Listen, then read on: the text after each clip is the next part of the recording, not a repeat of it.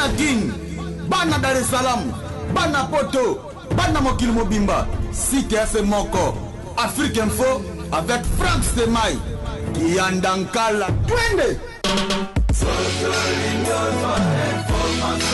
X-Bass, Marandura.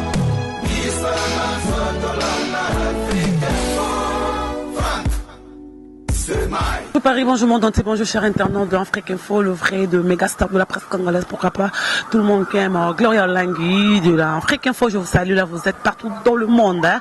Je sais pas à l'heure vous êtes en train de suivre après-midi ou avant-midi, mais bonsoir Amérique, bonsoir Haïti, bonsoir Chine, pourquoi pas aussi bonjour à France, Londres, Belgique, pourquoi pas aussi Maroc, partout dans le monde, Gloria Olangui, mégastar de la presse congolaise.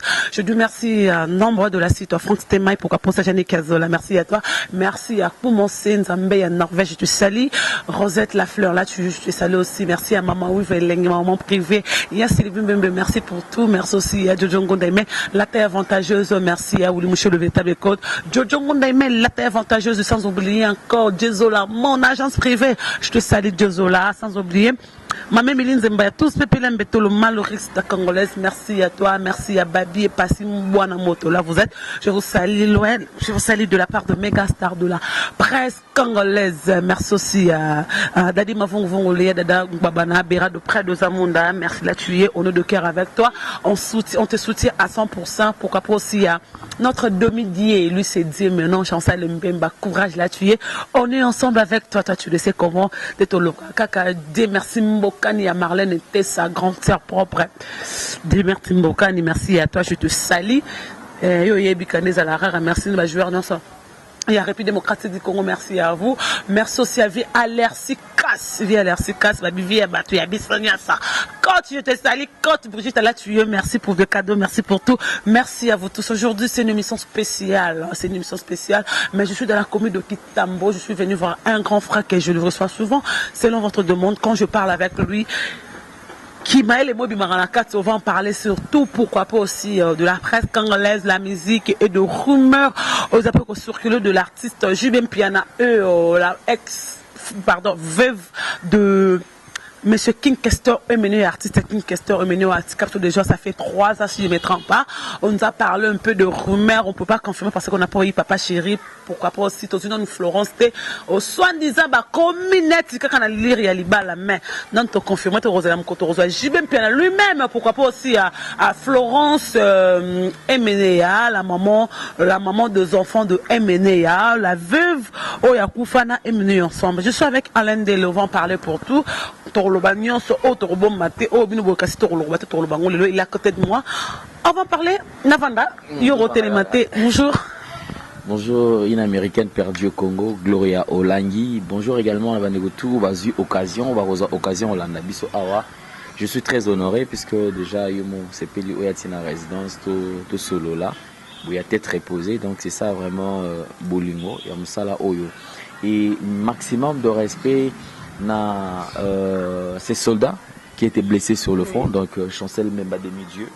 Voilà la raison pour laquelle les Léon a lati. Mais donc 22 match, Léon a 22. Chancel Memba demi-dieu. Donc voilà, donc Chancel Memba, quelqu'un qui fait la fierté du football congolais. Merci et bon rétablissement mon frère et puis merci Naba.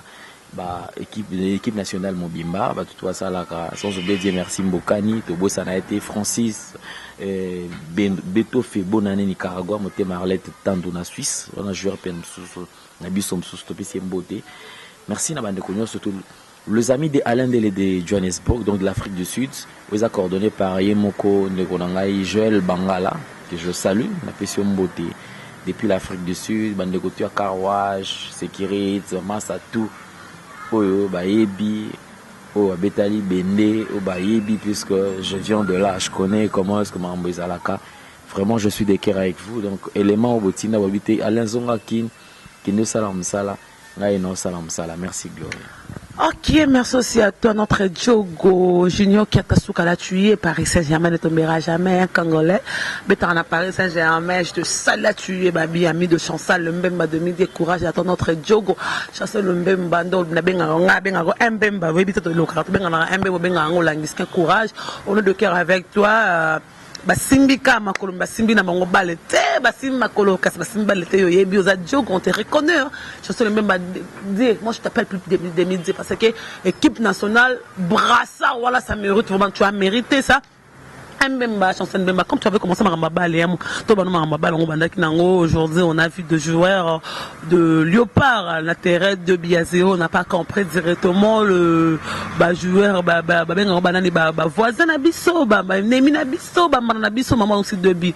Quand on a parmi des gens qui restent avec des joueurs, aux qui ont c'était comment pour toi quand c'est qu'on a directement de Bi et Zoni Nangam, qui n'a pas Bon, le football, en fait, c'est ça, ils a loisir, c'est un jeu. Donc, comme tout peut arriver à n'importe quand. Donc, voilà pourquoi est-ce que c'est la prudence et Zala. Et puis, comme on était en train de mener par 2-0, du coup, dans la 77e minute, équipe adverse, voilà, il y a qui cause ça, ce début, donc, comment qui est nul, déjà qui fait à ce que facteur chance d'abisso et quitta. Et alors, c'était peut-être, je dirais comme un jeu, mais c'est tout à fait normal puisque je me suis dit que l'équipe tout ça qui n'a pas hauteur. Mais lorsque j'ai vu le changement fait, déjà de part et Chancel Mbemba et ça là qui est Pézac sur l'équipe et après Firmin Mombele, donc vous sentez déjà que l'équipe Pézac qui vraiment son équilibre était. Et un petit souci dans le côté RDC, on a toujours du mal à gérer et nani na biso score na biso au moins même si tozo mené toza na position moko boye mais du coup voilà tu vois qui comme soit yo moi bazongi ici dans tolembi on se dit c'est comme si match ici alors que nous devons avoir ce système de jouer jusqu'à la dernière minute bimisa énergie ti nasuka si longtemps que l'arbitre n'a pas encore sifflé donc le match continue donc tout peut changer à n'importe quelle heure n'importe comment. Alors, donc, mais bravo, on a Léopard parce qu'ils ont mouillé le maillot. Et puis, équipe Autojoie, il y a une équipe Moukete. C'est une grande équipe, une équipe avec une expérience ébélée. D'abord, j'ai vu leur jeu, Panika qui était malgré qui va nous encaisser 2 buts, mais qui est normal, sans crainte. Et puis voilà, donc comme ils ont au football, bonne chance car on va jouer, on a vu ce match Etikali, tout mouillé encore le maillot jusqu'à la dernière énergie. Je crois quand même que quelque chose de bien. Et qui salama et surtout soyons congolais parce que vous savez dans un pays où rien ne marche les appels moi pas si on appelle Marambopé et qui n'est pas dans moi sans soi donc on a un côté ce qu'on a un état d'esprit à congolais c'est vrai le football nous égaye un peu et il y a divertissement moi il y a des fois pour ça là qui non but surtout le stress mais lorsque déjà le pays rien ne marche ou le pays tout va se coller et il n'y a pas très longtemps il y a eu tremblement de terre, et belé plus de 300 personnes, Bakoufaki, on a Est, mais personne n'en parle. Et les cas, ils n'ont pas boyé. Donc, beaucoup on a évité ce truc qui n'a pas glorieux langue. Et puis, mais tout le monde en a baïti à Kaka. Tremblement de terre, mais ça l'a mis tout ça. Tout le monde le gouvernement congolais se permet de sortir le million pendant qu'il ne soutenir. Mais na tremblement de ça là qui rien, même pas don, Bazaka boyé. Le Congo va mal, les Congolais sont en train de souffrir. Il est temps, soyons sensibles aux cris de détresse. Ceux qui m'ont causé là, des alarans loboko, ceux qui me sapent moko, ils en ont pas si tu vois que ça affecte tout le corps. Donc il faut tous alara bongo. Ceux qui Congolais, comme il n'a pas si boé, il faut partager douleur au Wanana Moninga. C'est la même chose, Gloria aux oratins à déplacer au Kende Libanda. Biso nous avons massacré sur Mongolo tout qui n'a pas moi Libanda. Mais la communauté Oyo Eza ma bécolé la communauté nyons parce que c'est la communauté congolaise. C'est-à-dire Songi et les cadeaux, le genre est sympa. Congolais sur le PC Moussala Lelo, au PC coopération. Yémon sous place au Tchèque, à qui combattre, il va l'ongla pour remplacer. Pour gagner quoi, on ne sait pas. À autre cas, jamais vous à la gloire mais pour naïe kaka ndeko oyo nenga paye karaboy. À autant la bien boy. À côté on a boulot rien. À peu fona comme place on. Alors pour na comme place on, il faut y ba l'ongla. Regarde comment est-ce que le Congolais est en train d'évoluer. L'esprit des Congolais est tellement borné. Alors il est temps où le Congolais, pour que le Congo qui est liboso, nous devons assainir tout ça. Et on a toujours dans l'émission aujourd'hui, avant de nous attaquer aux érosions physiques, nous devons tout d'abord nous attaquer aux érosions mentales. Pour tout ça, érosion, pas ce qu'il y a, et pas ce qu'il y a. Tout ce qu'on a, nous on a. Tout banana nous attaquer dans l'érosion dans mitu mitu na biso na ba érosion ba fissure et l'équi donc ba érosion c'est belé. Tout banana nous cause ba sac. Tous autres on ba érosion na kati ya mitu na biso. Enfin tout pour tout ya s'attaquer dans ba érosion et tout mon abo et ça physique. Voilà. Oui, c'est physique, mais comme vous avez parlé de Léopard, on a parlé de l'équipe nationale. Vous êtes sur la 2 matchs verticales que nous sommes capables que de 2018 n'a reçu. Glorio Langi, le Congo est fort. Le Congolais est tellement fort.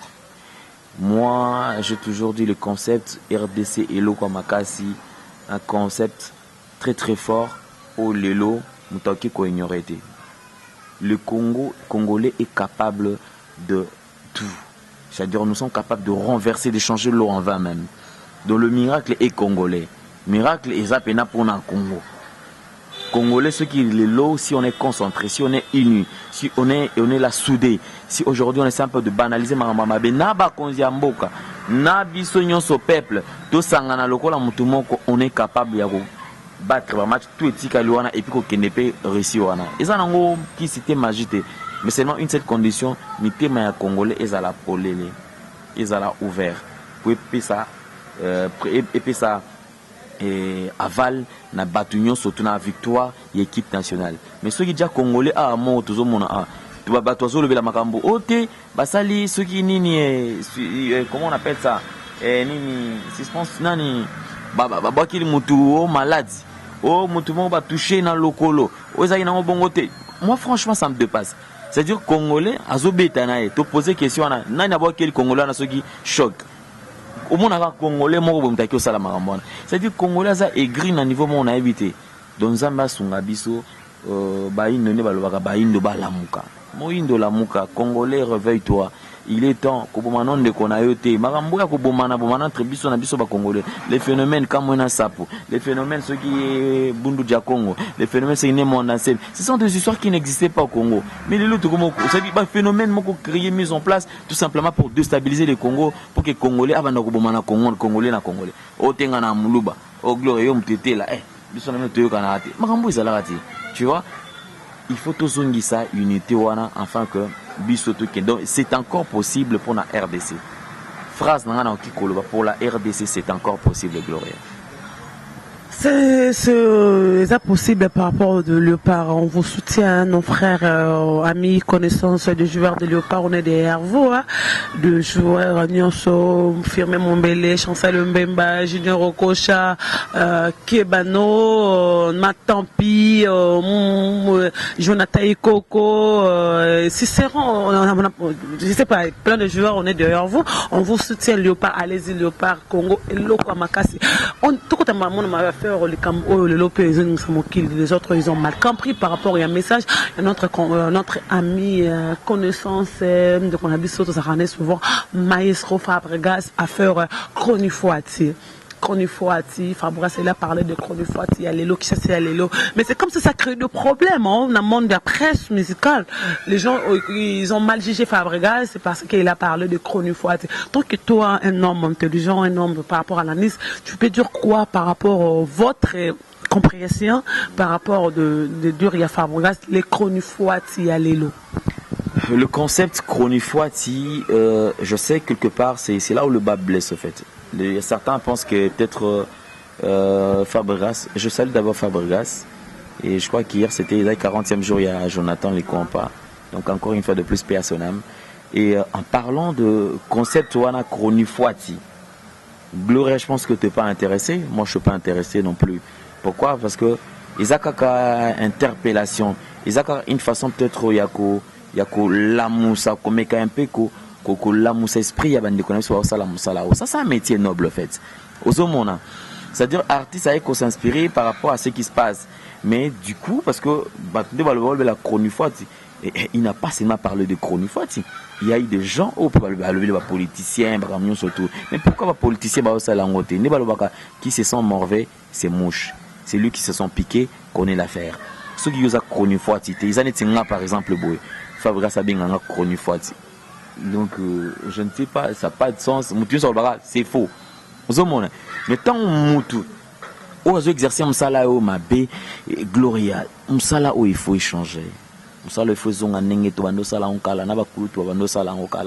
Un métier noble, un métier où le gens étaient considérés. Je me demande l'époque de vieux Lukuku Sampu, le vieux Manda Chebois, de qui Baba Venabiso Bamboui Boué. Vous vous rendez compte? Vous sentez une chronique musicale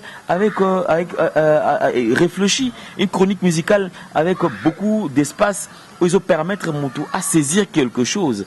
Et ça, c'est au lelo, quelqu'un qui va parler de Franco de Miamor au moment où non, Franco de Miamor. C'est vrai, il y a peut-être à l'époque, il y a l'homme Makiadi, puisque même là, Franco de Miamor, moi, je suis habité sur les ananas. Le feu, l'homme Makiadi.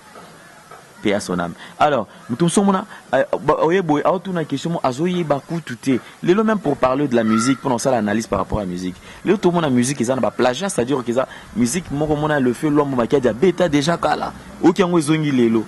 On se demande, au moins, même ton son, musique, tant que ton son bêti à tribunal, on habite, musique, on va utiliser la musique à faire. Ok, il y a des musiques à faire, mais il y a des faire à s'inspirer qui peut la musique où on a le fait l'homme qui a dit il y a un lelo. Les chroniqueurs doivent changer leur façon de faire le travail. Ça c'est un métier noble et lorsque biso toujours ko battre la musala oyote yango zo mona lelo comme ko benga batu appellation na chronifuati. Je crois quand même que ça n'a rien à voir peut-être ko bomba peut-être musala mais ça peut-être ko interpeller kaka bande ko te bobongisa musala pone bokomo memelango yangote ozomona aujourd'hui tozomona ngo c'est-à-dire que chroniqueur un groupe de chroniqueurs qui se mettent derrière un artiste au lelo même l'artiste ça il m'a bien moyen bah ça l'analyse toi le belé m'a bien exaté pourquoi parce que bango surtout ils se disent bah ça va bête du roi ozomona lelo ils font la bête du roi bah ça wana ote biso esimba tete ozaka kawana mais lobby ozomona qui a commis borné a commis limité. Et puis, comment est-ce que les artistes, chroniqueurs, surtout à travers un artiste et musicien, est-ce qu'ils peuvent dire quand même, ils ont quand même une considération, et pas artistes et musiciens, au moins qu'ils ont raté. Attends, tu as un voyage, voyage, ok, voyage, au fan du wapi, qui loge wapi, considération ni nos akinango, et puis au voyage, les images, ils ont l'accès à ça, ils ont wapi. Lelo ça fait très mal le fait que on a bantourné comme qui koboma musala o donc mais c'est seulement une isaka interpellation kaka Fabregas comme artiste ça s'inspiraka na ba nzembo moyen na ya ko loba boza tete tika loba na nzembo po emsusu batume ebele ba yokango eza na sens wana mais je pense que bandeko tout oba osala musala na bango malamu tout va se reprocher de quelque chose. Je crois qu'il est temps, c'est pas encore tard, va changer concept. Bazonga nanzela. Comment il expliquer que chroniqueur oyo mutu alaki yombongo mutu ango pe papa na yote mama na yote ndeko na yote ayebi pe yote boyeba ni kaka ndeza la rap contact boy atinde lombongo ataba 6 fois 7 fois et comme il attend moko contre-temps atinde lombongo te yo oleki no na émission na place o comprendre mninga alunga kuna anene logote yekutu asila produit fini mutuakala mais quelqu'un qui te soutient quelqu'un ou peut-être zaka le moment qui peut-être on a des difficultés mutuana azwa quand même temps ya couper soit un fils un coup de pouce. Pourquoi ne pas reconnaître cela ou soit carrément si tu penses que ozaisusu na poussé à kubwaka été carrément arrêté tu te dis bon nga glory line le quoi ngana bo na tiki na boka na mutuana soutien mais vous gérez entre binomoko mettons mutuaye yumo yebi musalo yebi ngo bandaka yo bandoya konozala na depuis bané na bané sur 17 soit 18 ans ozayi kutuboete lelo ukoli mais les wando mona maramba pourquoi est-ce que n'attend na bando reprocher ngo toi tu étais là avec toi na ba Marius biso nsoto pourquoi est-ce que marambo ezala raté au chronifuati ezala raté mais aujourd'hui ce que tali lelo vous sentez que plus bané plus ani plus musala ezokufa otu le ba Jean-Luc Kadima second souffle yotika musala on prend ni so tuni avec so il a même le dégoût ya kolba kiaza journaliste parce que musala presse est koufi bandeko oyo celui qui se sent que aza concerné na concept au chronifwati ameka un peu ko changer parce que musala oyo ils a gagne pain na biso ils a grâce à musala peut-être aux moi contact grâce à musala peut-être aux moi t-shirt grâce à musala peut-être moi basket yaka grâce nango aux autres oyo so ki kozwana donc c'est un métier noble c'est un travail qu'il faut respecter pour que lobby na yope et qui n'est bien na makamando na concept wana chronifwati na kolba bon je ne condamne pas peut-être l'artiste. Je ne connais pas peut-être ceux qui n'ont pas que combo ya moko. Franchement, du coup, on a rien dans le Belaïm. Mais du coup, le Belaïm, on a vu dans la chanson Fabregas, il a parlé de politicien. Il n'a pas changé le nom. Il a parlé de pasteur. Il n'a pas changé le nom. Pourquoi, comme la langue presque congolaise, pourquoi on n'a pas dit que les pasteurs, si, ceux qui banani, on a mis les journalistes, les chroniqueurs, comme ils pourquoi pas employer seulement le mot de chroniqueur, après tu l'expliques autrement, mais on l'a comme la mort de chroniqueur. Mais pourquoi le pasteur a dit que pasteur, politicien, politicien? Je crois peut-être ils a kaka nengi à kanisa qui a salanzé mbonae mais déjà le concept quand il parle de politiciens au moment on a perdu le bakar mabe wa politicien masala bon on a évité peut-être politifwati peut-être simba quitté bon ça dépend de la conception de la là kiango mais je crois quand même que le contenu chronifwati na misala oyo bandeko na ba sala ozomon après na era politicien pe ameki ko lobela pe c'est que le politicien est en train de faire d'où le politicien peut-être qui se sent un peu lésé dans la conception c'est que bango paza va faire partie il y a battu ou il va sala musala mabe so il to koti na baba chroniqueur au personne mona qui non asala la musala na mabe du coup on veut faire partie on a quatre concept wana mais peut-être qu'on fait un jeu de mots ou peut-être le nom n'a pas peut-être permis parce que asala alobelango ngwana mais ça n'a pas peut-être peut-être qu'on a le politicien prochainement qui peut le bango combo moko déjà politicien que tu vas avoir combo belé tout le monde a passé les ino ba condamné soit combattant c'est pas un politicien c'est un combattant mais voilà c'est ce que je dis ba azapé musicien mais après ça peut ba politicien ba combo belé ozomona ba nani ba vient sur ba doyen ba kimbangu ozomona ça veut dire que bango peut ba changer ba combo ba politicien ba changer que ba combo ya politicien tu ba tiango ba mbembe na suka ba re na suka. Tu vois, c'est-à-dire ils ont encore façon mon boé. Qu'on peut le chroniqueur, mais moi je m'attaque plus, je m'adresse plus dans la négonabiso ba salam sala oy. Respectons l'éthique et la déontologie journalistique. Pour ne pas peut-être parler de journalistes dans un vrai sens yamo, parlons des chroniqueurs. Bah alors les chroniqueurs, il y a aussi une façon, il y a qu'on respecter musala yango. Chroniqueur oazo ko traiter information te gloria. Borbinga inani. Yo mon rozo bake o se reprocher que musala ezokufa parce que ba to sala so musala bien été non tu le ba awa Jean-Luc Kadimayo na comme libum nene we musala est-ce que sala so musala quand on lui dit aux journalistes alinga tout ba minga journaliste était ozomona bon entrepreneur il y a comment ne bongo to binga ta bongo puisque abonné musala presse. La presse aujourd'hui n'est pas respectée. Nous avons perdu nos vraies valeurs. Alors que nous avons encore le temps, on pouvait changer. Parlons de l'époque, il y a tout les gars.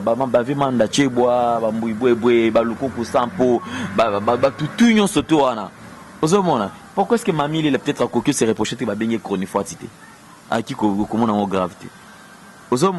Donc c'est quelque part bandeko, bah mais quand peut changer, musala na façon na bango ça est là. Moi, une fois, je suis restée chez moi à la maison, je me suis reproché de quelque chose. Je me suis posé des questions par rapport que le retour en RDC, pourquoi Esouka Kamabe? On commence par des politiciens, on a eu des politiciens graves à l'époque de Mobutu, je dois voir des politiciens. Autrement, politiciens, d'abord, les hommes qui sont un peu rares. Mais aujourd'hui, quand tu vas quelque part, c'est comme au milieu où tu trouves un politicien. On voyait des joueurs, Maradona, de grands joueurs congolais. Aujourd'hui, tu vois des joueurs, on parle mal de joueurs congolais, même diaspora. Même de joueurs avec l'équipe Alibanda, tout le monde interprète mal pour eux. Quand tu vois des journalistes, toujours. Quand on parle de votre théâtre, on voyait avant rester maman Bipendo, maman so maman Linga. Mais aujourd'hui, les lots, c'est plus le même cas. Même travailleurs, même je sais pas. Je me pose la question pourquoi la République démocratique du Congo, chaque travail après, et ça quand après 20 ans, 10 ans, ça base de quoi? Le vrai problème c'est quoi? Les Congolais en soi est aigris. Congolais alingi bolamu ya muningate. La deuxième des choses, les Congolais n'est pas quelqu'un qui vit sur le base de principe. C'est-à-dire Congolais au monde a bundapo a sommet. Une fois au sommet à perdre pédale. Bah principe à l'utenga na commis déjà c'est la même chose avec des joueurs, d'artistes et musiciens. C'est-à-dire artistes et musiciens au départ, on a posé une question. Le ba musicien ba ingra. Est-ce que ça mamba lelo ya mamba kala? Il va musicien combien oyo eda ou peut-être oeda ba un sous instrument, un sous nini, mais peut-être ça va tout en retour aux oyango, au moment que zo ngote. C'est-à-dire que une façon, c'est-à-dire au moins mingi au moins asalango au début. Parce que nous avons commis place en côté. Une fois sur la gloire, les Congolais ont du mal à gérer la gloire. Les Congolais ont du mal à gérer la gloire. Pour nous, ce que nous avons mata, azana ba temps akina lozezila, mangengenge, banini et tout et tout. Il y a beaucoup de sacrifices. Mais une fois que les Congolais a commis, ton Zambé a élevé mouké, c'est fini. À perdre pédale, azara muta principe, azara commis muta principe. Azara muto azara na moi cinéma ko. A commis 4, 5, 6. Ou discipline par rapport à la prière, à respecter la source. Je suis trop occupé. Je suis busy. Je suis hyper occupé. C'est ça les Congolais. Alors, les lors, ceux qui moutou, ils ont respecté le principe de il est difficile moutou à comatique à la sommet. Comment t'es facile au bunda au coma. Mais une fois au sommet, pour au sommet, il y a des principes à respecter. Pourquoi? Parce qu'au sommet, c'est là où on est tellement exposé. Au sommet, il y a un vent fort, courant de vent qui souffle au-delà de ce côté et l'ongolio. Aux qui n'a 10 personnes bataille la caillou. Au sommet, du coup, tu as 1000, 2000 personnes au bataille là. Au commis référence pour beaucoup de gens. D'où, au commis qu'on servir bateau des leçons. Or, ceux qui ont place, plus le vent et marée et ceux qui ont au téléma qui étaient sur le base des principes. Du coup, il faut quoi? Il faut quoi? C'est comme ça que les gens qui Congolais, tout le monde a fondé, mis à Zubala, a communauté, millionnaire, jeune millionnaire. Après un temps, l'équipe dit, viens à commander boy. Viens à commander boy. Puisque à combien na 1 million, na place à Bunda et comme à 2 millions, à Tikelango, na descendance na il y a le but, il faut que le monde a bon. Fiesta yaye, ba bouteille, 10 bouteilles de champagne pour la Gloire Langue. 10 bouteilles de champagne pour la Alain Dele. Alors, na fiesta, à Kiti, Mwasuma. À Keneka, 12 ans. À Kendebo, c'est-à-dire que ma boîte, surtout, est commis ailleurs. Il a moins de temps à travailler que se concentrer sur le travail. Donc, c'est plus de futilité et commis préoccupation. Au lieu de la distraction, il est commis préoccupation. Du coup, on a du mal à côté la place wana. Il faut au kita. C'est comme ça même à tête trop mon à la nature. Mais Gloria, mais nos mon année, à tes amis qu'on a qui n'a pas prière. Ok, on va prier pour nous parce que tu comprends que peut-être Naza déjà élevé, je suis obligé, il faut na batama, il faut na kendama, il faut na luka prière, il faut na luka encadrement. C'est sur base de ça au quotidien. Le soir tout nous gloire combien d'années à succès autant abiso gloire autant d'années na saka na succès na succès soit tout nous ni ne ça la pose au section au monde qui a des principes. Ngana za la lycée bosanganité, ngana za la pena boboité. Donc sur base de principe des autres qui est gloria atik à la gloire langitilelo. Aujourd'hui peut-être même sous mutumo azala qui me soit à fin du placement boy. Du coup gloire langi ma la mort até ba lo la moto nga pe dans bouger ta nga pe na kangi ko na nga koto et du coup oui lelo tout monde nga ni lelo comme na bande comme susu na bande ko basi moi je vous encourage c'est pas peut-être pour vous flatter. Mais non, encourager, il faut continuer car bon, mais bon, ça m'a ramené, mais peut-être ça la reproche, la remarque. Aux hommes, les loups, ils ont amené au Congo, on ne peut pas se voir de Mamba Bassi dans Poto, ils ont qu'à Bassi Balibaloa. Et puis, il m'a dit que Andé Nazabo, Nana tel. De ce bâton, nous avons fini au monde de gloire. Non, qui paye des fois à la pointe en gâté. Dans la bundana banzoko, il faut, Natal Razo, mon temps à réagir à la bête et le robot. Au sentir adversité en haut. Or, politique à la place où on a, ils ont un principe pour ça la politique à la wana.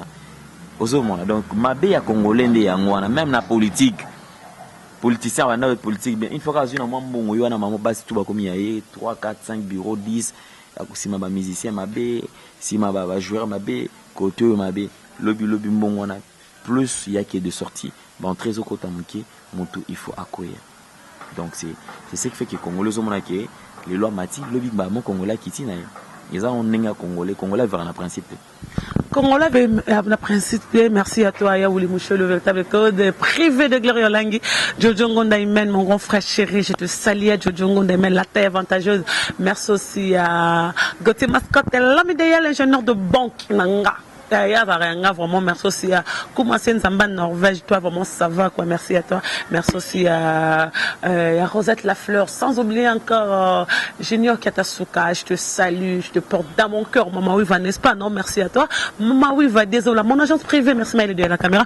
Et là, on va faire les lots Mbilingam Bingi, côté dans le monde de presse congolaise, dans le monde musical, à faire rumeur, à faire Florence et Jibem Piana, je pense qu'au Rekango. Selon les informations que Jibem Piana Linga la Florence avec moi si à Kinkestore Menea ou à qui concerne Abisso mais elle travaille na TKM Florence bah il met la banzé au pas au bal naïe aujourd'hui Rimer Rotambola c'est comme 6 ans de relation amoureuse avec Jibem Piana par rapport à certains que une émission analyse tu peux dire quoi si c'est vrai commentaire nos opinions de Rosanine par rapport à faire Jibem Piana papa chéri et Florence, la veuve de Kinkester et Menea. Moi, c'est déplorable tout d'abord.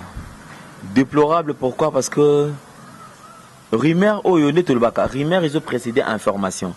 Mais comme ça peut être vrai ou fausse. Alors, tant que toujours nous information, bah journaliste investigation bazawapi. La polême la polême parce que investigation polême vous sentez qu'Azaki vraiment au point. Aujourd'hui, comment expliquer que les gens peuvent gérer rumeur, répondre c'est comme réalité. Alors que d'après l'histoire de l'Andeli, Ezalaki bazotouna baveuve bato babasi ba musicien ceux qui banibala on va kufi batika la monga bongo suite à mongo et banarate. Mais de l'autre na baveuve veuve soit jeune makasi c'est ça Florence Emene. Il y a paix à son âme king que c'est Mena watika biso. Florence azana no veuve azana na moins de 40 ans. Alors Florence lokola za boye ba oki ko tia okipe ko balate bo tout à la na na mobile ni ko simba na ba musicien. Bazui balobi honnêtement Jibem Piana papa chéri pe le solo na mère parler moi kokoso bon ba mo balé pe e oki ko simba. Ko anika ba mi bal. Coïncidence balobi aruna mtaloba ki mambona. Obi ke yemo papa chéri e razol ba bena tabano wana nisus. Boya na. Mais bato commission ngo ba latisa en couleur bon papa chéri mabe pesate ndeko na biso aza journaliste soki pe babala ni mabeza na monte eza mabete mais seulement investigation il faut ça la mara eza la teneti bosti ba tout ba kopika sujet wana ote okutu boye ba mona bango boye na ba photo mais ninga na pamba te mais yango nazol ba ke mai ninga na pamba te mais okipe okota no na kati ya mai na idée te ke okeno ko sukola na idée ke otoka ka mwandambu po elambeta chaque au passé mais kuna pe ningani mutakanisi ke muta ote sukola awa Zomona, ils ont un sens wana donc investigation tolanda et si qu'on a minute to comme obligé papa chéri aller na TV aloba Florence peut faire aller capable Paul Mukelengi aller capable Paul et puis nazoka so et papa parole à oleka pour toyokae comme Meja fait hein comme Mejena Igor basala qui buzz na bango mais Meja a répondu que aye bien goté ayebi besoin te ya ayebi besoin te mais Igor ya vivana Igor so ça fait 8 ans bazala depuis kala tolongwe wana to comme ndenge ndeko na biso Cindy Lekera Salaki et l'autre émission mon kitoko mais je pèse bien mes mots j'ai beaucoup de regrets pour na bandeko na biso toto week-end na non nalanda na kuti ya nati lokole te parce yango ya kisima mais aujourd'hui excusez-moi les attaques que on a défié binoto boy mais na regret makasi il y a ndeko na biso toto week-end comment ça toto week-end TVS1 oui ça confrère nana bande konabiso ndenge tozaboye lorsque vous recevez une personne to artiste moko jazz rare na média yo aussi opportunité ya koyamba et Cindy Lekera to yamba to ça vera pesa biso Cindy pesa te 11 ans après Cindy ça l'émission moko pena que nous face à face azo répondre vera moté na Kofi le midi na place te ye moko na journaliste mais chanteuse azo ba que non ngana Kofi to na relation moko privée qui n'a rien à voir avec la musique. Président Kofi. Kofi. Après $100,000, 100 millions, Aroboya Cindy n'a été. Nasuka Lobby, Kofi me manque. Kofi me manque. Bon, tout ça l'analyse. La question se tourne, on a une relation privée, on a une relation privée. Mes relations, qui n'a rien à voir avec la musique. Mais moi, je trouve que Toto Weekend était très incompétent. Et il n'était pas au point de l'émission. L'actualité est l'équipe Kakaboui. Prochainement, ce qui a eu occasion à Bongo, à ça l'émission Malam. Voilà pourquoi est-ce que Toto va peut-être la question, puis la question puis à Rambo. Il y a des Kofi Olomide. Nana bengaki moninga po ya mamoninga. Nani bengaki po Toto Ayamba Cindy Leker. Et ça Cindy Leker, point d'interrogation. Et pas Nati le collé, Nani bengaki Nati le collé. Cindy Leker avec une lunette, Hermon habite à Longo lunette pour ça. Après OT, Cindy Leker a zongi si lunette. Maramuto les bandeaux les canards sur le plateau là, dans les coulisses. C'était quoi au geste? Et puis Mouto les kene karabo une émission, botiki bato na suspense, bazoy baté, Cindy abimisi bimisi makamoko pou ya minene. Allez botiki sko batu, ba komi ko réfléchir. Nasuka lobi Kofi akoyesanga akobombela bato nyonso mokili kambu mais akobombela nga Cindy Leker te. Moni lokona tozongi to ça analyse. À ce que je sache, en connaissant en fait Kofi en partie. Kofi Olomide, depuis que tu découvres Kofi Olomide dans la carrière, c'est quelqu'un qui a été toujours amoureux de sa mère. Qui a été toujours collé à sa mère. Immortaliser sa mère dans Banzé, surtout. C'est-à-dire Kofi est lié à sa maman par rapport à son papa. Mais ce que c'est aussi comme Nekomoro Boy Aleki, Yeko Mama Wivate, Yeko Didi Stonte, Yeko Aliate. Alobi, c'est-à-dire que Maramsoa Solana Kofi, donc attends mon tout mon côté. Ce qu'on attend, maman mia qui place nini.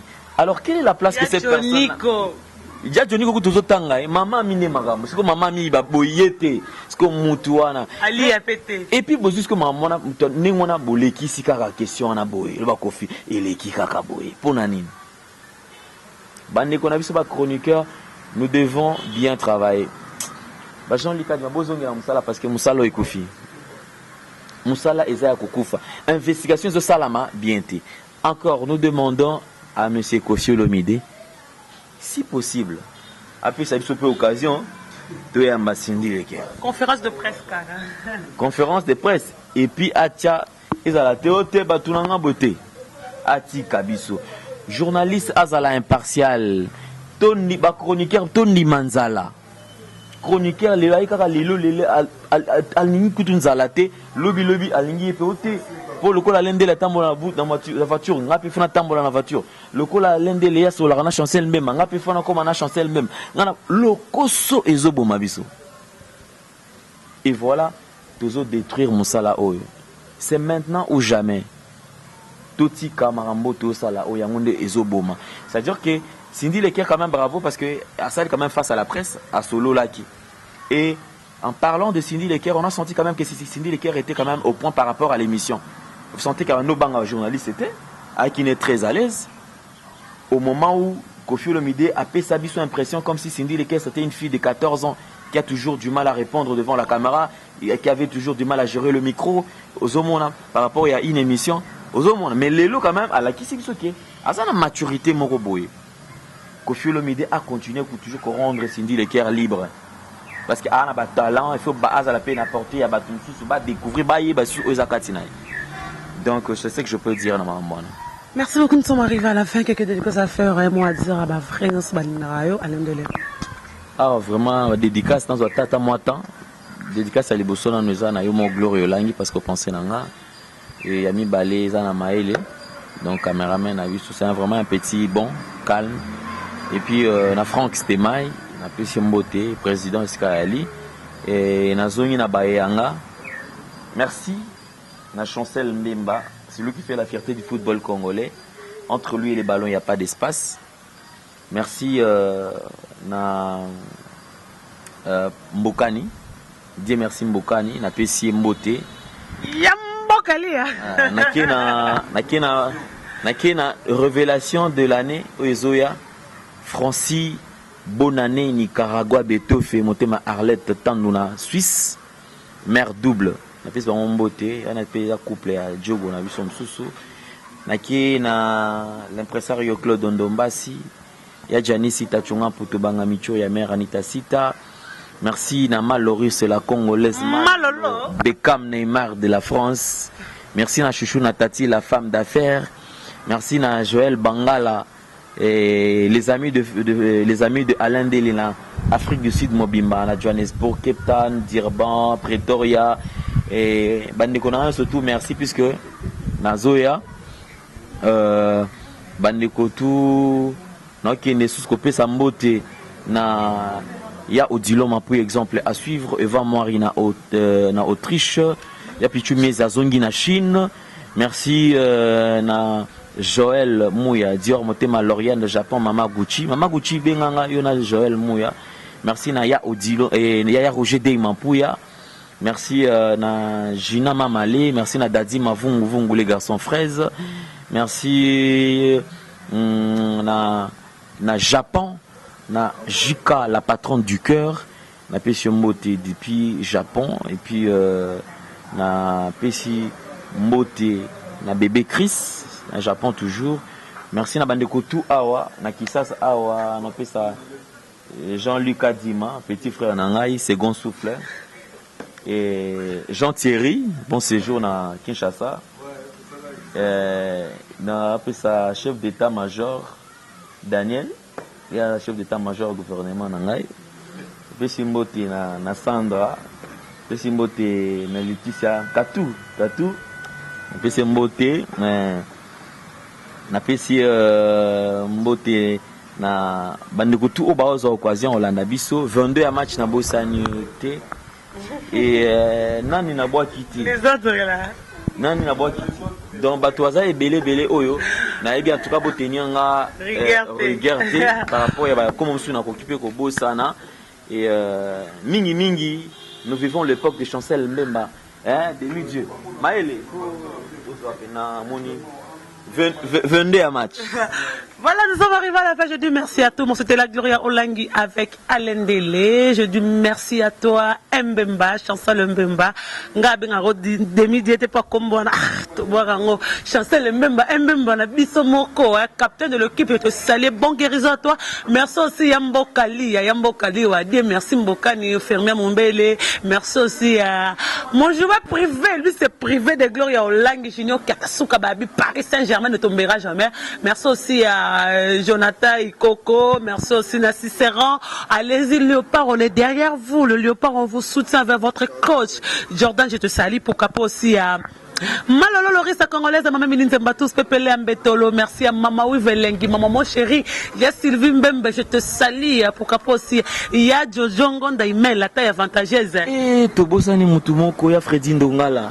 Il y a Freddy Ndongala, tu peux sur Mbote, puisque Gloria faut beaucoup tanana ya Freddy Ndongala puisque Mikolo a tongi muta immeuble a tongi faut ya benota la résidence à Sika nakoya kotalango. Merci aussi ya Willy Mouchel le véritable code Gauthier Mascotte l'homme ingénieur de banque. Merci aussi Koumassé Nzambe ya Norvège. Merci à toi Koumassé, yo c'est bon quoi, yo c'est bon, yo te vote na première tout sans élection, te vote ne Mobutu Baki na Teowana et il faut la rawala. Merci aussi ya Dadang Babana Bera de le près de Zamou d'Atan na Kateskozali. Tu es mon grand frère. Dadi m'avons voulu désolé mon agence privée. Désolé, tu es privé de Gléolang, Bangonde Banani, Rosette, La Fleur. Merci à toi. Sans oublier Jean-Marc, Kadi Mababi Moussa.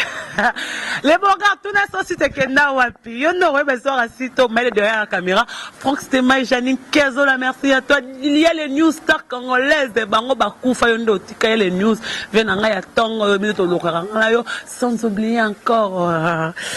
Junior Katasuka, merci à toi. Chancel Mbemba, Junior Katasuka, Ayep équipe nationale, Paris Saint-Germain, côté Citron, Ayep national, Chancel Mbemba Zalawana, Mombele Pemben, Cédric Bakamo, Tomoni Junior Katasuka, Babilingwala, Bossi Manga, sans oublier encore, Vienanga Lersikas.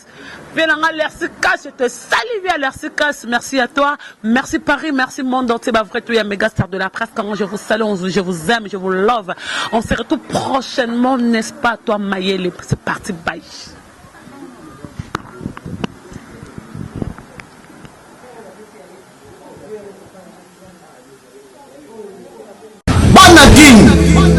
Dar es Salaam, bana poto, bana mokili mobimba, site FM moko. Afrique Info avec Franck Semaï, Kiandankala, twende.